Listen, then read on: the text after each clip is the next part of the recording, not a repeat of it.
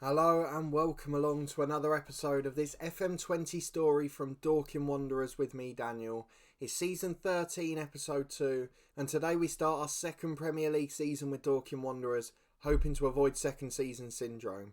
We've had a frustrating summer, a long summer and an arduous summer, and if you want to see the outcome of that, please check out Monday's episode, which was episode 1, the transfer special. I'll put a link to it in the eye above, just to make sure you know who all the new faces are today, and which players you shouldn't be expecting to see ahead of these games. More bad news to follow. We are not going to be playing in our new stadium today. Unfortunately, the building work has been delayed, as we found out in the Season 12 review at the end of last week. So we play against Watford today, who initially poached one of our summer signings as well, by the way. And we're going to be playing at QPR's ground again. We then go away to Old Trafford. Those will be the two games on camera today, as we turn our attention to all things on the pitch. Of course, you can see some transfer headlines there, but that doesn't even tell a part of the story. So do make sure you catch up with that one. If you're looking forward to another season, please put a thumbs up on it, and make sure you subscribe down below for daily FM20 content to keep up to date with everything going on the channel. Finally, a bit of a shameless plug. You may have noticed that my Cricket 19 career returned earlier today. The same career, but it's the international years. We will be focusing on our England exploits, and I'd love it if you could come and give it a go. I really think the content's improved a lot since last year, where I didn't really know how to make console content.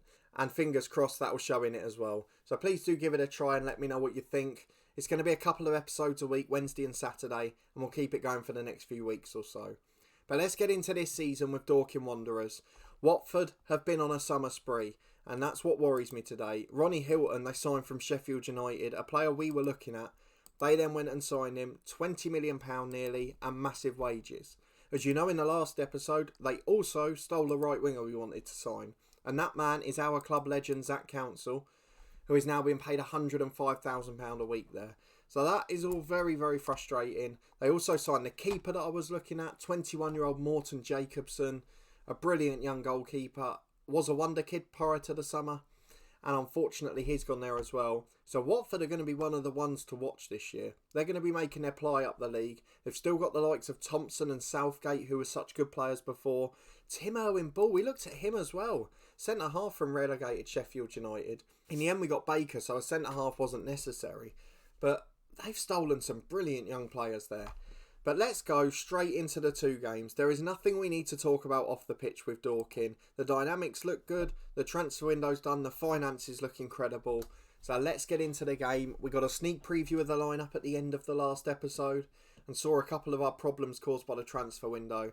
But let's see if we can get through this today. I'm having to play an injured Martin Prescott. I've got an unfit Ryan Lima outside the squad. And we've got young Gleadle, who is improving, the youngster from last year's youth intake. The 16-year-old has now signed a pre-contract despite QPR's interest. And he is improving and on the bench today. We're determined to get one player through to Premier League level. And this is the 11 we've got for this match. It's Stropper in goal, James, Baker, Walker and Krizek, the new sign in the back four. Boyce and Nunes continue in the middle. White, McLaughlin and striker Jamie O'Neill over on the right wing, because we don't really have any other options at all. And then an injured Martin Prescott up front. I might regret this, he's got a tight hamstring, but as you can see from the bench, there are very limited options aside. I think Gilroy's the only other one. So what I'm kind of hoping is Prescott gets through today. Even if he then misses the one next weekend, we then have Ryan Lima back. So that's sort of the hope. But that's the 11. There's still some good players on the bench, including the likes of Davila and Santos, who could make their debut. Betts doesn't make the squad, I'm afraid. Neither does Finley, the youngster. So one new signing in the 11. Mitchell Baker making his third debut as well. And then two more on the bench who could make the debuts. So it could be a big day for Dorking Wanderers. But looking at the Watford squad, I'm a little bit worried. And I'm a little bit apprehensive as we head into this one. It's Dorking Wanderers v Watford. Let's see if we can start the season in good form. Here we go then. It's a 4-4-2 for Watford, a formation they play quite a bit. Zach Council's in for his debut. They've got a new striker up top. They've got Owen-Ball at centre-half. Southgate's not in the 11 actually. McElroy, he's a player that was linked with us as well. The director of football bid for him, but he stayed at Watford. 4-2-3-1 for us. You know the drill by now. No real tactical tweaks. The only thing that's changed initially is the left back, Krizek, is now on a support duty, because that's the one he's most suited to.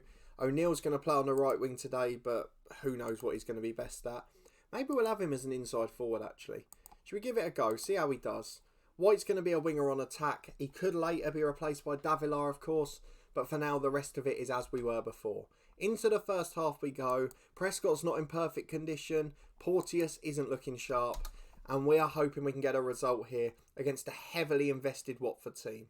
Núñez getting the ball from the kickoff to Walker, and we're forced backward by a high press immediately. Something we've struggled with defensively before, and it doesn't bode well into the new season.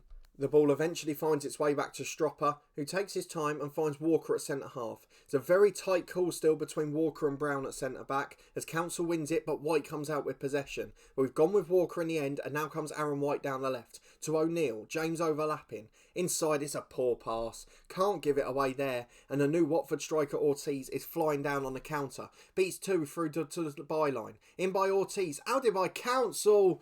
Oh, he's hit the post. The keeper was beaten, Stropper was in no man's land.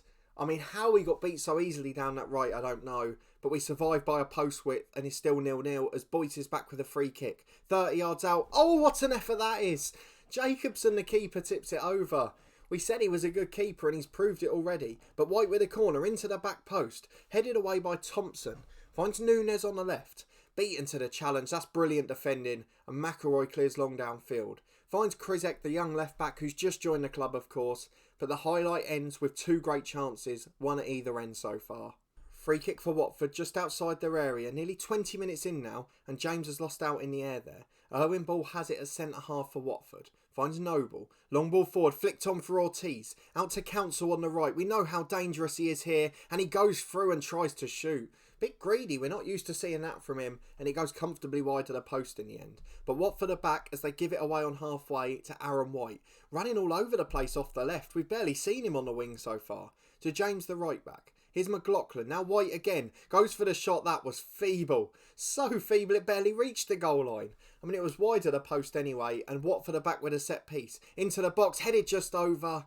And again, we look a bit susceptible defending those. Boyce challenging in the air, he was never getting there. And in the end, we're lucky that Watford head over.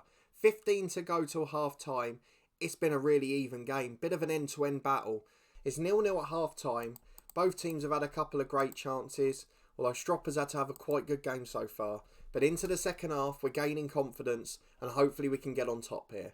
Well, we've reached the last 20 minutes without a highlight at all, so let's get Aaron White off. He's going to be replaced by Davila for his debut, who will be an inside forward on support, and O'Neill will go back to a winger on attack. He's had an okay game on the right. I've got no alternatives, so who knows what we do. In fact, shall we take Prescott off? I think we need to, probably. Gilroy will come on. I don't think he can play on the right wing to save his life, but he's going to have to. Winger on attack, and we'll see how he gets on. Can he cross it? He can cross the ball, and he's quite quick, so that might work out in the end. Let's look at the other options. We've got one more sub. Núñez is looking nervous. Santos can have a debut. Centre midfielder on support. Or do we put him on the defensive duty, then go a bit more positive? Let's try that.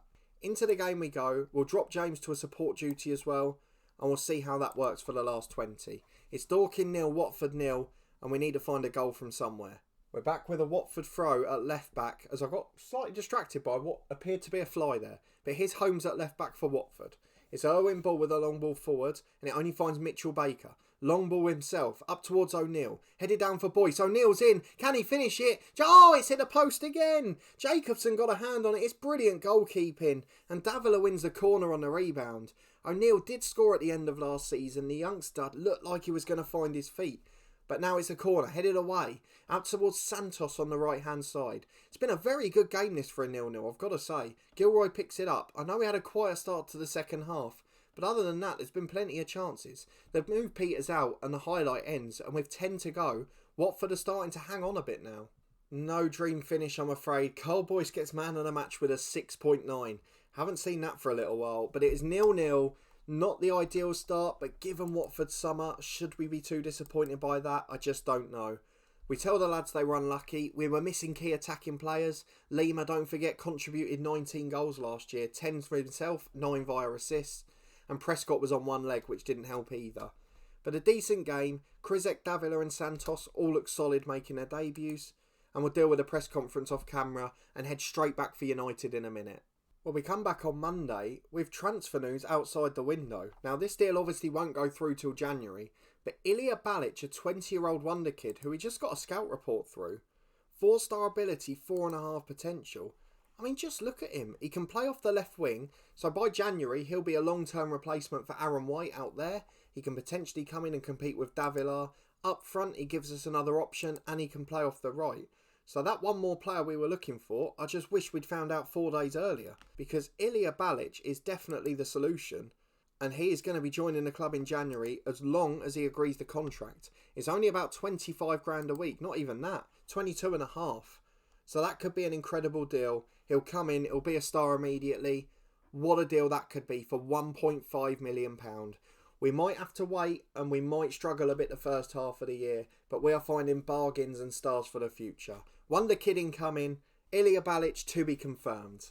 Well, it has occurred to me that I don't often get to show you a cup draw here, so let's go through for the second round of the Carabao Cup and see who we draw live on camera, shall we? I'm really hoping we'll get a lower league side for once, so we can actually try and get through, get some of the youngsters football. But generally, we've been quite unlucky in the Carabao Cup, not so much the FA Cup. And again, a pretty average draw there. We're at home to Championship Crystal Palace. A decent side, 11th in the Championship. Still got some pretty big names there, as you can see. And some big players that we've been linked with in the summer. Gareth Hicken, the right winger. He's a very good player, probably better than ours. And that shows just what we're going to be up against. So our backup side might struggle with that one. It's Crystal Palace we've got in the Carabao Cup. Well, I know we're only back for the second game of the season now, but I'm already very excited about what the next couple of transfer windows could bring. We've just had some more scout reports, and I think we're going to have a very good side next season. So this is the one we've got to survive now to make sure that we can build next year. We've got a bit of a trouble as we head to Old Trafford today. Ibai Nunes picking up a knock, blisters, which means he can't play. Lewis James and Ibai Nunes out. And I tell you what, Martin Prescott not quite fully fit either. But let's see how many of them can make it. We go away to United, heavy underdogs as you'd expect. Nunes not fit enough to play. He's going to be replaced by Santos, his first start for the club. And probably can go in that defensive duty when we get into it. Petrucci will come in at right back. There's not a great deal between them. And then on the bench, what else can we do? Lima can come back in for O'Neill. Prescott is fit, so he'll be fine. O'Neill will come onto the bench for Nunes. Porteous onto the bench for James. And bar Betts and Finley, that's basically our full outfield squad. Gleadle will stay on the bench again just in case. But for us at the moment, the experience is good for him. We've got a decent squad for the United game today. So just the 3 changes, 2 of them enforced. Those are Petrucci coming in at right back for James, and then Nunes being replaced by Santos in central midfield. And then the one change that is of choice is Ryan Lima coming back in after injury, and Jamie O'Neill dropping back to the bench. And that's it as we head into the game at Old Trafford. Can we get a result? Can we get a goal at least? Or will it be the expected defeat at the champions?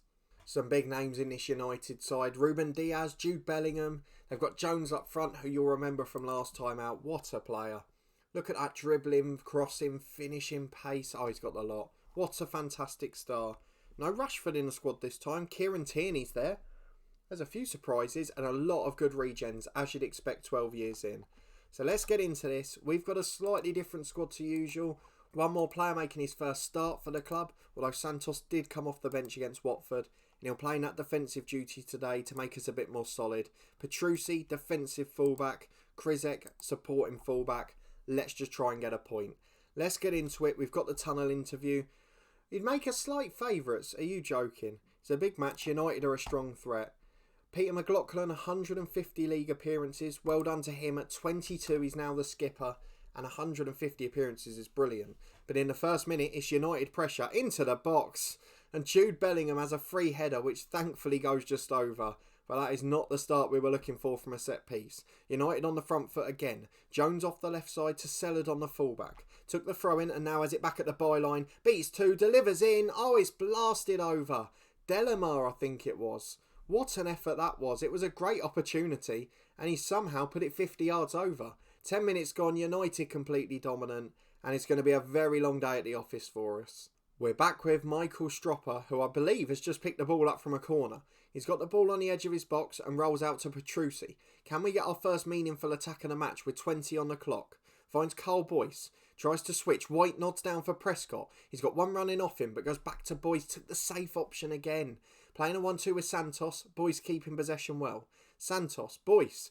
Can they pass it to someone else? There's other lads out there. Finds White on the left. A great through ball. Into the box. Oh, what a save that was. A snapshot from White. Brilliant trickery. And Simonetti tips wide. It's brilliant goalkeeping. Lima with the corner. Headed away. Only as far as Santos on the right wing. Got two in the middle. Goes back to Baker. There's one on the edge but finds Santos again. Cross is blocked. It peters out for a throw in. But that was a brilliant save from the United keeper. And I'm glad we finally worked him.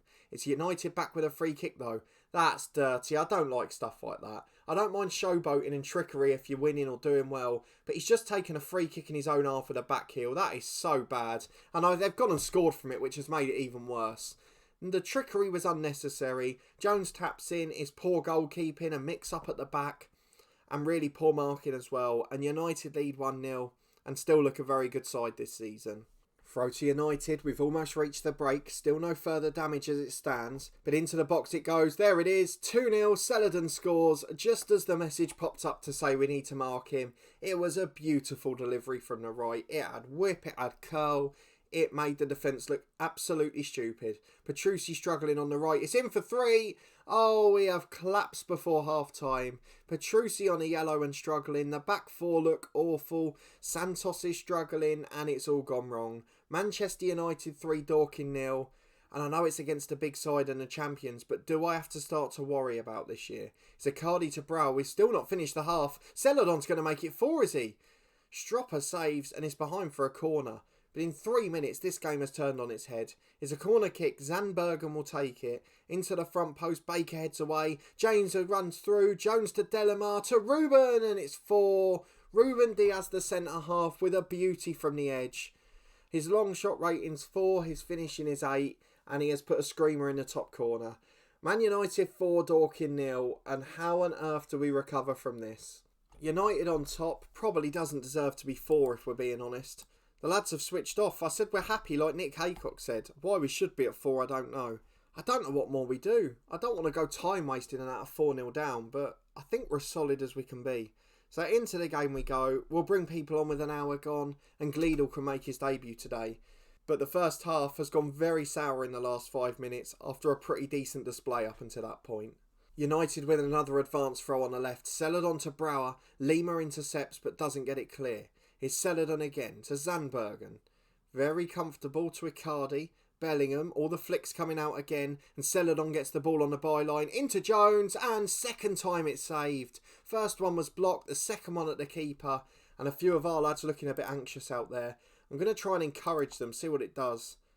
Absolutely nothing, a few frustrated, and let's go and make substitutions. Just under half an hour to go, and I think we can probably write this game off. So, let's see what we can do. Jamie O'Neill, he's a youngster who can come on. Davila, the new signing we want to bring on. So, he'll come on the left wing. Inside forward on support. We want to take Santos off, who's had an awful game. He's going to be replaced by Gleadle, who will make his debut for the club. Likes to be a deep line playmaker. So, can Boyce be a central midfielder? No. What else can we do? Let's just make him a deep line playmaker. Do you know what? What damage is it going to do? Boys can be a Mazzala for now. Mazzala on support. We've got Petrucci at right back who's struggling, but I don't know what options we have there. McLaughlin, the skipper's done poorly, so do we bring on O'Neill for him? I think so. Which one's the attacking midfielder of the two? Prescott's not great there, but he's a decent passer of the ball. But O'Neill's okay as well, so let's just do it. 25 minutes to go. Let's get them experience, and let's hope we don't get an absolute pounding at Old Trafford. Stropper with a goal kick. Substitutions made. And it's a long ball forward towards Boyce. Prescott and him both lose out and Boyce then heads it back to United. Back to the centre half Mauro. All the way to the keeper. He looks oh so comfortable. Simonetti to Ruben. They're toying with us. Out to the right back. He's got so much time on the ball. No one can keep up and he finds Bellingham. Bellingham beats the fullback. There's 2 charging into the box. If United can cross it here. Bellingham in. Jones shoots. Oh. Did you see the deflection there? When things aren't going your way and it isn't your day, those sorts of things happen. It deflects off the defender, the striker again, the goalkeeper and in. And it is 5-0 with 20 left. You can see why these guys were champions. Krizek to Davila. Back to Krizek. Into the box to Prescott. Can we at least get a goal? Just let us get our first of the season. Jones picks it up again. Baker holds him up, but he only finds Icardi. Here's Mauro. Out to the left to Brower. And United have got so much time again. We're just running round like, it's like schoolboy stuff. We're just closing them down and getting nowhere near it. May to the fullback, delivers in. Baker heads up. Where's the pressure? They're just first to every ball, whether they're favourites or not. Zandberg and into Celadon, 6-0. Oh my word. Where on earth is this all coming from? We've got the defensive fullbacks on so that they're not getting in behind. And they've just parted like the Red Sea. The left winger Celadon there, you couldn't even find Petrucci on the map there. What on earth is he doing on that defensive duty? He's not picking up the player. I mean, the ratings have been awful, and I don't mind losing these games, but 6-0 and the way we've crumbled in the second half has been absolutely embarrassing. And it is a sign of ultimate worry for this season, because second season syndrome happens a lot in the Premier League. And I know we're playing the champions, I know they're a world-class side, but against Watford we look toothless, and here we don't look good. Lima heads away, but we've not left our own half again. Brower to Icardi. Same combination again, out to Mater on the right. I'd almost like to close my eyes, to be honest. Into the box. Oh, it's 7. Petrucci, what on earth are you doing at right back, son? You might as well not be there.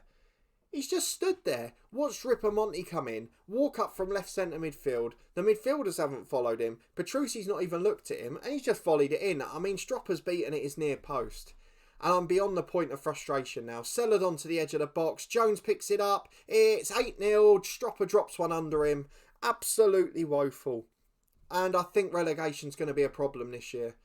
We have got a couple of wonder kids potentially coming in January, but there's a lot of work to do before that point. We've not had a shot on target in the second half. Don't know if we've even had a shot, to be honest. And the way these lads have crumbled is absolutely embarrassing. We're 8-0 down, and only one player has a rating below a 6.3, which says a lot about the way the match engine works in that regard, because that can't be right. No one should be getting 6s when we're losing 8-0. It's Luis Fabiano. Runs through 4, shoots thankfully wide. If it was on target based on Stropper today, it'd probably go straight in. I'm a little bit frustrated, as you can probably tell. Ripamonti finds Zandbergen. Do you know what? Let's not even commentate on the game. We know United are probably going to score again. Will they get to 10? They can break the record, can't they?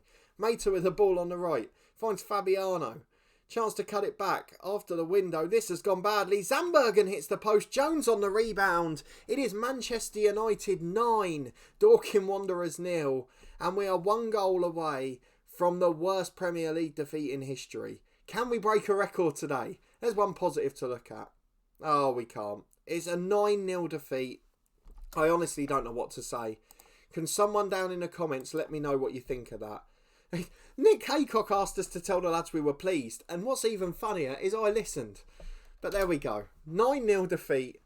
The worst goal difference. Not the way to start a season. And I don't actually know how we bounce back from that. Prescott's in a goal drought again. We'll deal with a press conference off camera because it isn't going to be pleasant. We'll go and speak to Prescott. We're going to warn him. We're going to criticise his form. We can't even do that. So we'll have to wait again. But what a disaster. A 0-0 at home to Watford, one of the relegation rivals. We look toothless and we've lost 9-0 against Manchester United. Definitely our worst defeat in any game on camera. Probably with the exception of San Marino international games, my worst ever defeat in Football Manager. Definitely the worst Premier League defeat and joining the worst result in history. I am very unhappy. Let me know in the comments what you thought of that. If you are one of those who's enjoying seeing defeat and jeopardy, then please put a thumbs up on the video. This was the episode for you. And how on earth do we bounce back in this season? I mean, we've got a massive home game against Reading next time. How on earth are we going to come back and win that? Confidence is on the floor. We've then got a banana skin in the Carabao Cup as well. I mean, it's just all negative at this point.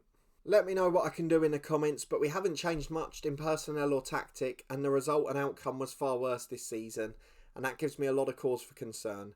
If you haven't already, subscribe to the channel for daily FM20 content from 2 long-term stories. Don't forget, next Tuesday we'll be starting our regular live stream weekly save with Burnley, the head coach side, but as a youth academy challenge. On Sunday, the stadium review series continues. Tomorrow, we've got the new season of the head coach, which is something to look forward to. Will we have a new job?